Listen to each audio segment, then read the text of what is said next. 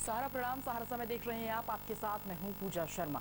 उत्तराखंड के मुख्यमंत्री पुष्कर सिंह धामी ने आज मसूरी में शहीद राज्य आंदोलनकारियों को श्रद्धांजलि अर्पित की है। कार्यक्रम का आयोजन झूलाघर में किया गया है। शहीदों को श्रद्धांजलि देने के बाद सीएम देहरादून के लिए रवाना हो गए हैं, जहां वह सचिवालय जाकर कई बैठकें कर सकते हैं।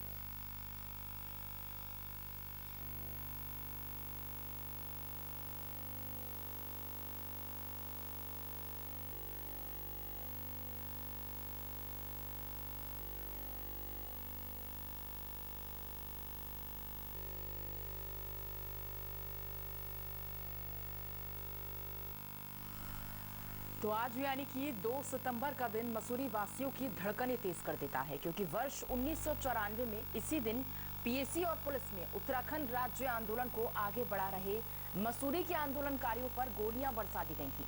इस गोलीकांड में मसूरी के 6 आंदोलनकारियों की मौत हो गई थी, जबकि दर्जनों लोग घायल हो गए थे। जबकि एक पुलिस उपाधीक्षक की भी मौत हो गई थी, क्योंकि लोगों का कहना था कि उत्तर प्रदेश और उत्तराखंड को अलग अलग राज्य बनाया जाए। अलग अलग राज्य नहीं होगा तो चुनाव भी नहीं होगा।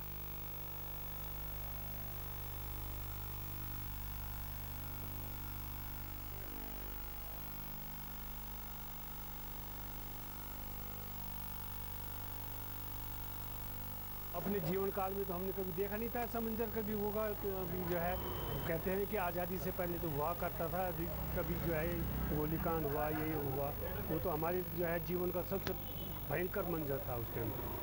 और जो उस टाइम शहादतें हुई, जिस वजह से लोगों ने, पहाड़ों के लोगों ने जो शहादतें दी थी, वो फलीभूत नहीं हो रहा। आज आप देख रहे हैं, आपके समाचार पत्रों द्वारा जो है लोगों को पता चल रहा है कि किस तरह से ये परिवारवाद में जो देवरिया बांटी जा रही है। रोज़गार के लिए जो है उत्तराखंड का जो है वो निर्माण के लिए जो है आंदोलन हुए थे लोग बागों, क्योंकि पहाड़ों में तो कहीं रोज़गार है नहीं। उत्तराखंड अधीनस्थ सेवा चयन आयोग पेपर लीक मामले में 31वीं गिरफ्तारी हुई है। प्रभारी सचिव विनोद कुमार सुमन की ओर से मध्य रात्रि को एक आदेश जारी किया गया था, जिसके बाद आयोग के पूर्व सचिव संतोष बडोनी को निलंबित कर दिया गया है। साथ ही मामले की जांच आगे शुरू कर दी गई है।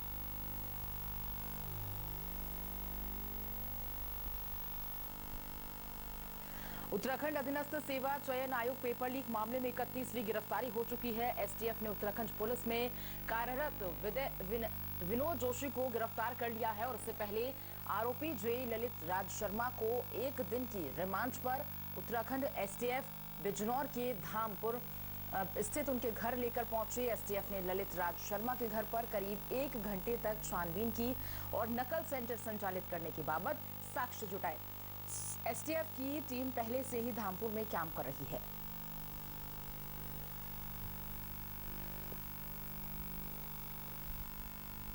उत्तराखंड अधीनस्थ सेवा चयन आयोग पेपर लीक मामले में प्रदेश सरकार ने सख्त रुख अपनाया है और इस संबंध में मुख्यमंत्री पुष्कर सिंह धामी ने विधानसभा अध्यक्ष को एक पत्र लिखकर भर्ती में हुई अनियमितता की जांच की मांग की है।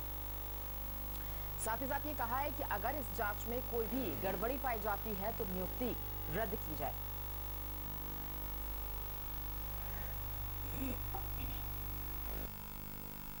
उत्तराखंड में विधानसभा भर्ती घोटाला मामले में अब कांग्रेस काफी खुलकर वेटिंग कर रही है। 2 सितंबर को कांग्रेस ने विधानसभा गेट के बाहर धरना प्रदर्शन का ऐलान किया है।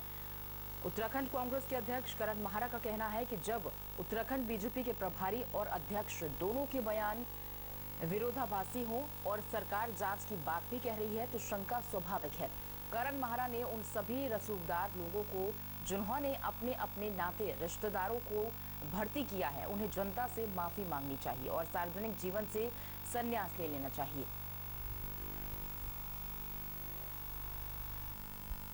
उधर कांग्रेस के आरोपों पर बीजेपी ने पलटवार किया है। उत्तराखंड बीजेपी के नेता शादाब शम्स ने कहा है कि भ्रष्टाचार का पर्याय ही कांग्रेस है।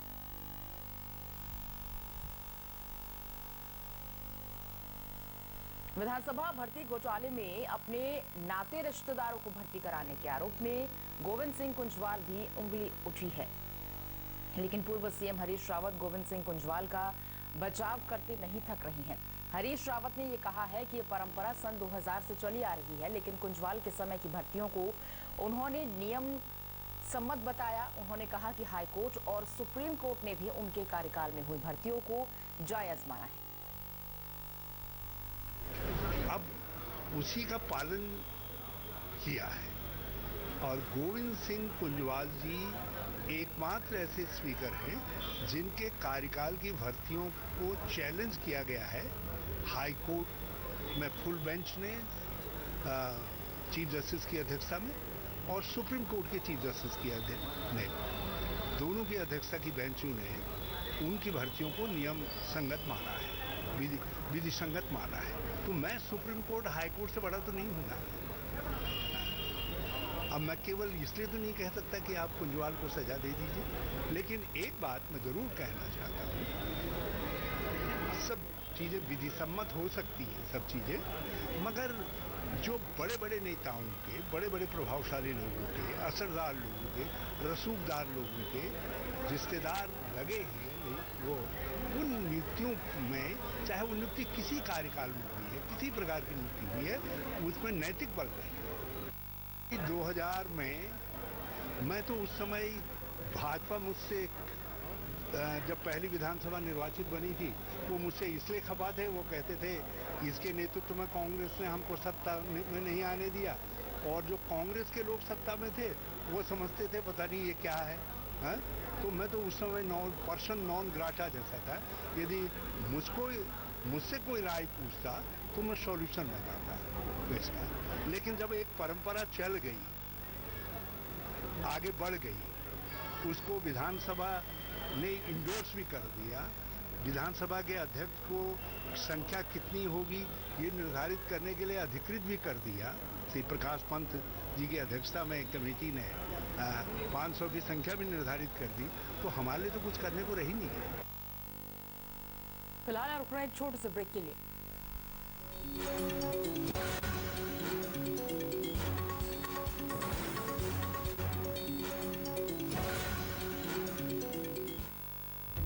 सहारा प्रणाम, हस्तक्षेप में आपका स्वागत है। आज हमारे साथ एक ऐसी शख्सियत हैं। आप हमारे दर्शकों को समझाइए। किसी को कन्विंस न कर सको तो कंफ्यूज करो। अंदाज से नहीं चलता है देश, देश चलता है व्यवहार और कानून से। और बीमारी तो किसी को पूछ के नहीं आती, वो गरीब को भी आती है और अमीर को भी आती है। और नए भारत को बनाने के लिए जो रास्ता है वो जल समृद्धि के मार्ग से जाता है। अगले 3 महीने तक मजदूर से वो पैसा नहीं ले रहे हैं। जो संस्थाएं हैं वहाँ पर उनसे पूछा क्या आपने कि भाई आपने इनको पैदल क्यों चलने दिया? जनरल साहब, सहारा न्यूज नेटवर्क एकलौता ऐसा चैनल है। हमारे चैनल का नाम है सहारा, इसीलिए मैंने दे दिया था कोरोना गो ये नारा। क्योंकि पर्यटक के लिए सबसे जरूरी होती है भरोसा और सेफ्टी। बिल्कुल। ये सारे फॉरेनर होने के बाद भी हम किसी का कम्युनिटी ट्रांसमिशन नहीं हुआ। महामारी में हम लोग तुरंत जाके उलझ गए हैं। ये तो कहा जा सकता है कि सर मुड़ाते ओले पड़े। तो एक तरीके से हमारे कम्युनिटी में एक सेंस ऑफ रिस्पॉन्सिबिलिटी भी था जो पब्लिक ने काफी सपोर्ट किया। आप जो जानकारी के लिए मैं कहना चाहूँगा जी, यहाँ रिकवरी रेट भी बड़ी तेजी से हो रही है। नॉर्थ ईस्ट उनके कितना नजदीक है, कोरोना धोता नहीं रहता है अगर अपने भीतर का शौर्य को जगा। यह कोई दैवी आपदा है, प्रकृति नाराज है या इंसान की कोई बड़ी भूल है? मैं जो देख रहा हूँ ये प्रकृति का एक संकेत है।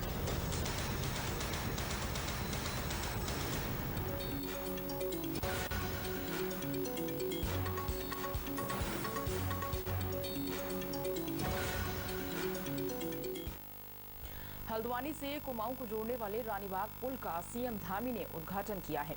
हल्द्वानी में हुए कार्यक्रम में केंद्रीय रक्षा राज्य मंत्री अजय भट्ट भी रहे और 7 करोड़ 17 लाख रुपए की लागत से बने इस 2 लेन के पुल से अब अल्मोड़ा, पिथौरागढ़, बागेश्वर, चंपावत और नैनीताल जैसे पर्वतीय क्षेत्रों में जाना लोगों के लिए आसान हो जाएगा। इस मौके पर सीएम धामी ने अमृतपुर तक रोड शो भी निकाला है। अमृतपुर में उन्होंने सभा को संबोधित किया है। सीएम धामी ने ये कहा है कि रानीबाग पुल कुमाऊं की लाइफलाइन है, जिससे पूरे कुमाऊं का कारोबार जुड़ा है। अक्सर इस पुल पर जाम की समस्या से लोगों को रूबरू होना पड़ता था, लेकिन अब पुल के 2 लेन के बन जाने से लोगों को जाम की समस्या से निजात मिल जाएगा।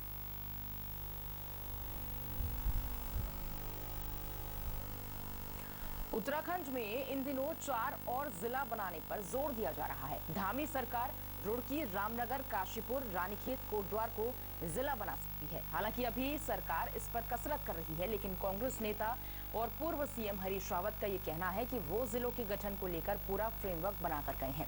धामी सरकार को तो सिर्फ घोषणा करनी है। हरीश रावत का ये कहना है कि जिलों के पक्षधर वो भी रहे हैं। उधर उत्तराखंड कांग्रेस के अध्यक्ष करण माहरा का कहना है कि भर्ती घोटालों से ध्यान भटकाने के लिए सरकार ने नए जिलों के गठन का शगुफा छोड़ दिया है। मैं तो जिलों का समर्थक हूँ। मैंने अपने कार्यकाल में पहले 9 की वो की थी, 100 करोड़ रुपए की व्यवस्था भी की थी बजट में 2016 के। मगर बाद में जब बातचीत की मंत्रिमंडल में तो मैं 11 जिले बनाने तक के लिए तैयार हो गया था। मैंने कहा 11 जिले और हमारे पास उसका जस्टिफिकेशन भी है। हम सारा ग्राउंड वर्क करके गए हैं, तहसीलें बना करके गए हैं, उप तहसीलें बना करके गए हैं, पटवारी हल्के बना करके गए हैं। तो धामी जी को तो बस मंत्रिमंडल की बैठक करनी है और मुहर लगानी है। इसलिए जिलों की आवश्यकता है, लोगों की डिमांड भी है। एक ही चीज़ से ऑब्जेक्शन है, एक तो टाइमिंग से, क्योंकि जलजला सा उठा हुआ है पूरे प्रदेश में भर्ती घोटालों को लेकर। चाहे वो विधानसभा की भर्तियां हों, चाहे वो सचिवालय की हों, चाहे अधीनस्थ चयन आयोग की हों, चाहे वो कोऑपरेटिव की हों, चाहे जिला पंचायत में भीतर खाने जो भर्तियां हुई हैं, चाहे वो ओपन यूनिवर्सिटी की हों। और अभी इसकी संख्या बढ़ने वाली है, जैसे कि हमको जानकारियां मिल रही हैं। ऐसे समय में मुझे लगता है जनता का ध्यान भटकाने की कोशिश है। और जो मुख्यमंत्री जी का ये कहना है कि अभी प्रपत्र चलाएंगे, फाइलें बनेंगी और ये होगा, वो मुझे बेमानी लगता है। क्योंकि ऑलरेडी निशंक जी की सरकार में 4 जिलों का जियो जारी हुआ था। अगर वो सच था, या तो तब वो झूठ बोल रहे थे, आज झूठ बोल रहे हैं। और जियो जारी तब होता जब पूरी सरकार पुख्ता तैयारी कर लेती है। और मुझे लगता है कि 4 जिले तो अगर कोई चाहे इच्छा शक्ति हो तो 1 दिन के अंदर कर सकता है घोषित। मेरे को लगता है कि पत्रवाली पूरी बनी बनाई इनके पास सचिवालय में है। और जो नए जिले हैं उसमें ये जो बात कही है उसमें प्रोसेस चल सकती है। और अगर इच्छा शक्ति है तो मुख्यमंत्री जी कल घोषणा कर दें, परसों घोषणा कर दें, कोई बड़ी बात है ही नहीं। और बात करेंगे एसोसिएट एडिटर ज्योत्सना हमारे साथ जुड़ रही हैं देहरादून से। ज्योत्सना, 4 ऐसे ये नए जिले बनाने के जो जिक्र लगातार सामने आ रहा है, उस पर हरीश रावत ने बोला है कि सारा मैपिंग हम करके गए थे, अब सिर्फ सीएम धामी को यहाँ पर घोषणा करनी है। लेकिन अगर हम करण माहरा को सुन रहे हैं तो वो कह रहे हैं कि भर्ती घोटाले से सबका ध्यान हटाया जा रहा है और इसीलिए श्रीगोफे को पेश किया गया है। पूजा, दोनों नेताओं ने, चाहे हरीश रावत की बात करें या करण माहरा की बात करें, दोनों ने एक ही बात कही कि अगर ये राजनीतिक शगुफा है तो ये गलत है। उनका कहना था कि अगर धामी सरकार बहुत गंभीर है, क्योंकि अभी केवल 6 महीने हुए हैं सरकार बने हुए और वो राज्य जिलों की बात करती है, तो फिर अपने आप में इसको एक अच्छा संकेत मान सकते हैं। और अगर भर्ती घोटाला, विधानसभा में भर्ती घोटाला, इसमें जहां बीजेपी इस समय बुरी तरीके से फंसी नजर आ रही है, उससे ध्यान भटकाने के लिए जिलों का सिगुफा छोड़ा है, तो फिर कांग्रेस इसके लिए भी संघर्ष करेगी। हरीश रावत ने तो यहाँ तक कहा कि हम फिर इनकलाब के लिए तैयार हैं। लेकिन सबसे बड़ी बात यही है कि राज्य में बहुत लंबे समय से नए जिलों की बात होती रही है और ये बात भी सही है कि 2010 में जब मुख्यमंत्री डॉक्टर निशंक थे तो उन्होंने 4 जिलों की घोषणा तक कर डाली थी। उसमें यमुनोत्री था, उत्तरकाशी से 2 पार्ट करते हुए, पौड़ी से कोटद्वार को अलग करते हुए था, वहीं पिथौरागढ़ में डीडीहाट था, रानीखेत था, ये अल्मोड़ा में रानीखेत था। इन जिलों की वो घोषणा कर चुके थे, लेकिन धरातल पर वो आ नहीं पाए, उससे आगे जा नहीं पाए। इन 4 जिलों का मसौदा तो पुनर्गठन आयोग के पास ऑलरेडी है, जो राज्य के जिलों के लिए पुनर्गठन एक कमीशन बना हुआ उसके पास है। इसीलिए वो कह रहे हैं कि 4 जिलों की घोषणा करने में तो कोई दिक्कत नहीं है। लेकिन इससे अलग जैसे रुड़की जिले की मांग हो रही है, ऋषिकेश जिले की मांग हो रही है, इसके अलावा काशीपुर जिले की मांग हो रही है, तो इनके लिए सरकार काम करे, आगे काम कर ले, इस तरीके की बात सामने आ रही है। लेकिन मुख्यमंत्री ने जब कहा है कि वो रायशुमारी करेंगे, जनता से राय लेंगे, फिर जनप्रतिनिधियों से बातचीत करेंगे और उसी के बाद फिर प्रक्रिया को आगे बढ़ाएंगे, तो ये एक इंडिकेशन है, क्योंकि यहाँ की भौगोलिक परिस्थिति को देखते हुए बहुत जरूरी भी है जिलों का पुनर्गठन। मैं एक उदाहरण के तौर पर आपको पौड़ी जिले का ही उदाहरण दूं पूजा, तो जिला मुख्यालय जाने के लिए अगर थैली से एनसीआर कोटद्वार से कोई व्यक्ति जाता है तो वो एक दिन में काम करवा के वापस नहीं आ सकता है, क्योंकि डिस्टेंस बहुत ज्यादा है। इसी तरीके से अगर हम डीडीहाट यानी पिथौरागढ़ जिले की बात करें तो एक तरफ धारचूला है, दूसरी तरफ मुनस्यारी है और तीसरी तरफ डीडीहाट है। दुर्गम पहाड़ी इलाका है, 100 किलोमीटर की दूरी 4-4.5 घंटे की हो जाती है। तो ऐसे में जरूरी है कानून व्यवस्था के लिहाज से भी, लोगों की सुविधा के लिहाज से भी, लेकिन इसके लिए एक अच्छा बजट की जरूरत होती है, क्योंकि बजट होगा क्योंकि आपको पूरे एक जिले का इंफ्रास्ट्रक्चर तैयार करना है, विभाग तैयार करना है, उसमें आपको अधिकारी चाहिए, कर्मचारी चाहिए, तो वो सारी चीजें होती है। तकनीकी पहलू इसका बड़ा होता है, लेकिन कहीं ना कहीं मुख्यमंत्री की घोषणा के बाद थोड़ा सा लोगों में एक उत्साह है, जो अलग राज्य की मांग कर, अलग जिले की मांग कर रहे थे। और कांग्रेस को लगता है कि अगर सरकार ईमानदार है तो सरकार के साथ है, सरकार को बधाई, और अगर इस सरकार ने राजनीतिक सिगुफा छोड़ा है तो फिर सरकार की खिलाफत के लिए भी तैयार है। बिल्कुल। और देखिए, सीएम धामी इन तमाम जो ये रुड़की, रामनगर है, इन तमाम को जिला बनाने की कह सकते हैं कि जोर देने के भी इस वक्त पक्ष में है, क्योंकि नए जिलों के लिए फ्रेमवर्क लगभग तय माना जा रहा है। आप बने रहे हमारे साथ ज्योत्सना, आपसे आगे भी हम जानकारी लेंगे। टिहरी ठेकेदार संघ अपनी मांगों को लेकर टिहरी के लोक निर्माण विभाग के बाहर 24 दिनों से धरने पर बैठा हुआ है। ठेकेदारों के समर्थन में कांग्रेस नेता भी धरने पर बैठ गए हैं। धरने पर बैठे ठेकेदार रॉयल्टी के दरों में बढ़ोतरी का विरोध कर रहे हैं। उनका कहना है कि रॉयल्टी दरों को बढ़ाने से ठेकेदारों को नुकसान उठाना पड़ रहा है। उन्होंने रॉयल्टी की दरें पूर्व की भांति रखने की मांग की है। ठेकेदार संघ का ये कहना है कि सरकार बड़े टेंडर निकाल रही है और उससे छोटे ठेकेदार बेरोजगार हो रहे हैं, जिससे उनके सामने रोजी रोटी का संकट गहरा गया है। उन्होंने छोटे टेंडर भी निकालने की मांग की है। साथ ही उन्होंने ठेकेदार पंजीकरण प्रक्रिया को सरल बनाने की मांग की है। उधर ठेकेदारों की मांगों पर अफसरों का ये कहना है कि ये सभी मांग शासन स्तर की हैं, उनको अपनी गुहार शासन से लगानी चाहिए। इनके ठेकेदार संघ की कुछ अपने डिमांड्स है, जैसे जीएसटी के इनकी कोई डिमांड है, जीएसटी के कंसर्न में है। एक ऑनलाइन जिनका रजिस्ट्रेशन हो रहा है उसके डिमांड है। लेकिन इनका रॉयल्टी का तो भी गवर्नमेंट ने पूरी व्यवस्था लागू कर दी है। तो नहीं कुछ 3-4 डिमांड्स हैं, लेकिन वो सभी शासन स्तर की डिमांड है, हमारे स्तर की नहीं है। इसलिए हमने इनको कहा भी है कि भैया आप हमें धरना यहाँ से हटाएं और बाहर कहीं यहाँ वो करना है। तो चिट्ठी में इनको लिख रखी है। तो वो वही उनका डिमांड है कि खंड स्तर से कोई संभव नहीं है, सारे जो नीतिगत मसले हैं वो शासन स्तर से डिसीजन लिया जाएगा। तो हमारी 4 सूत्री मांगी हैं। सबसे पहले हमारी मांग है जो रॉयल्टी की है, जो सरकार द्वारा शासन ने जारी किया गया है कि रॉयल्टी पे आपको एडवांस जमा करना पड़ेगा।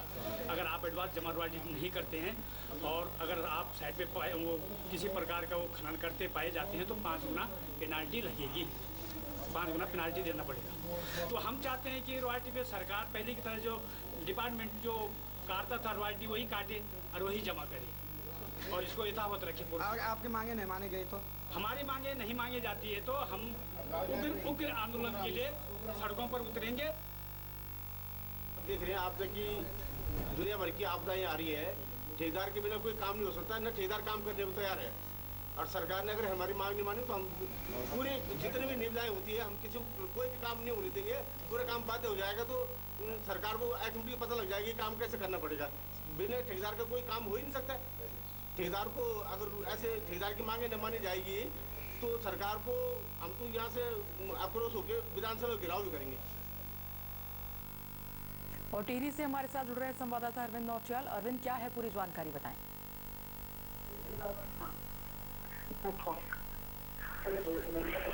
अरविंद जी, क्या है ये टेंडर जिस तरह से निकाले गए हैं तो उसमें कहा जा रहा है कि जो छोटे काम करने वाले लोग हैं उन्हें नुकसान हो रहा है, जो ठेकेदार हैं उन्हें नुकसान हो रहा है, उन्हें टेंडर नहीं मिल पा रहा है, जिसके लिए लगातार वो विरोध कर रहे हैं। क्या है पूरी जानकारी जानना चाहेंगे। जी, आपको बताना चाहेंगे कि इसी तरह भागीरथी ठेकेदार है जो 24 दिन हो गए हैं और धरने पे बैठे हैं। इनका कहना है कि हमारी 4 सूत्रीय मांग है जिसमें कि जो जीएसटी है, दूसरा कि बड़े टेंडर हैं, बड़े टेंडरों को छोटे टेंडर निविदाएं करके हमें दिया जाए, क्योंकि बड़े निविदाओं से उनको काम नहीं मिल पा रहा है, क्योंकि बड़ी निविदाओं से जो बड़े बड़े ठेकेदार हैं उनको काम मिल पा रहा है, जिसके छोटे ठेकेदार है उनकी रोजी रोटी पर संकट आ गया है। तीसरा जो ये कह रहे हैं कि हमारा जो स्थानीय स्तर पर जो भी समिति है उसको डेवलप किया जाए। तो कहीं न कहीं जो ये मांगे हैं ये आज 24 दिन से ये धरने में बैठे हैं और इन्होंने कहा है कि जब तक हमारी मांगे नहीं मानी जाएगी तो कुछ दिन बाद हम विधानसभा का घेराव करेंगे। साथ ही जो लोक निर्माण विभाग के अधिकारी हैं उनका कहना है कि यह मांग जो है ये जिला स्तर की मांग नहीं है, ये शासन स्तर की मांग है। ये ठेकेदार लोग हैं तो बैठे हैं, इनको शासन स्तर पर बात करनी चाहिए। तो कहीं ना कहीं लोक निर्माण विभाग के जो अधिकारी हैं इनसे पल्ला झाड़ते हुए नजर आ रहे हैं, जबकि अधिकारियों को चाहिए था कि इनकी जो मांगे हैं एक इनका ज्ञापन लेके शासन तक इनकी बात पहुंचाते, लेकिन अधिकारी यहाँ पर मौन बैठे हुए हैं। तो कहीं ना कहीं यहाँ पर अधिकारियों की लापरवाही है, जिस कारण आज ये जो भागीरथी ठेकेदार संघ है, जो छोटे छोटे ठेकेदार हैं, इनकी रोजी रोटी पर संकट आ गया है। जी ठीक है, बहुत शुक्रिया आपका अरविंद जानकारी को साझा करने के लिए। खबरों में आगे बढ़ेंगे। उत्तराखंड हाईकोर्ट ने सरकार से कॉर्बेट पार्क में हाथी कॉरिडोर को इको सेंसिटिव जोन घोषित करने और वहां पर किसी भी प्रकार के निर्माण कार्य पर रोक लगाने के निर्देश दे दिए हैं। अब मिली जानकारी के अनुसार मुख्य न्यायाधीश विपिन सांघी और न्यायमूर्ति आरसी खुल्बे की खंडपीठ ने ये आदेश जारी किया है। आपको बता दें कि इंडिपेंडेंट मेडिकल इनिशिएटिव संस्था के जनहित याचिका डाली गई थी और हाईकोर्ट ने सरकार और वन अधिकारी को निर्देशित करते हुए कहा कि हाथी कॉरिडोर में होटल, रिजॉर्ट, रेस्टोरेंट जैसे किसी भी रूप में निर्माण की अनुमति न दें, जिससे हाथी कॉरिडोर की सुरक्षा हो सके। उत्तराखंड में मौसम विभाग ने 3 दिन का ऑरेंज अलर्ट जारी किया है। मौसम विभाग के अध्यक्ष विक्रम सिंह का कहना है कि अगले 3 दिन तक राज्य के अधिकांश जिलों में हल्की से मध्यम बारिश हो सकती है और हालांकि अभी भी कई जिलों में बारिश का दौर जारी है, तो ये मध्यम बारिश लगातार हो रही है। उत्तराखंड के प्रतिष्ठित मां नंदा देवी महोत्सव का गुरुवार को विधि विधान के साथ श्री गणेश हो गया है। केंद्रीय रक्षा और पर्यटन राज्य मंत्री अजय भट्ट ने विधायक सरिता आर्य और सुमित हृदयेश की उपस्थिति में दीप प्रज्वलित कर कदली वृक्ष लेने जाने वाली टीम को रवाना किया है। नैनीताल में विश्व प्रसिद्ध मां नंदा देवी महोत्सव के पहले दिन मूर्ति निर्माण में इस्तेमाल होने वाली कदली वृक्ष को लेने के लिए धूमधाम से भजन कीर्तन और पूजा अर्चना के साथ विदा किया गया। और मूर्ति निर्माण और प्राण प्रतिष्ठा के बाद 4 सितंबर से महोत्सव अपने चरम पर होगा और जिसके बाद श्रद्धालुओं के दर्शन के लिए इसे खोल दिया जाएगा। 7 सितंबर को डोली का विसर्जन किया जाएगा। इसके साथ ही मेले का समापन हो जाएगा। आयोजक समिति राम सेवक सभा के महासचिव जगदीश बवाड़ी ने ये बताया है कि महोत्सव इस बार 120वें वर्ष में प्रवेश कर चुका है। साथ ही साथ महोत्सव को B से A ग्रेड में लाने के लिए प्रयास किया जा रहा है। उन्होंने ये मांग की है कि लोगों की अपार आस्था वाले इस राजकीय मेले को राष्ट्रीय मेला घोषित किया जाए।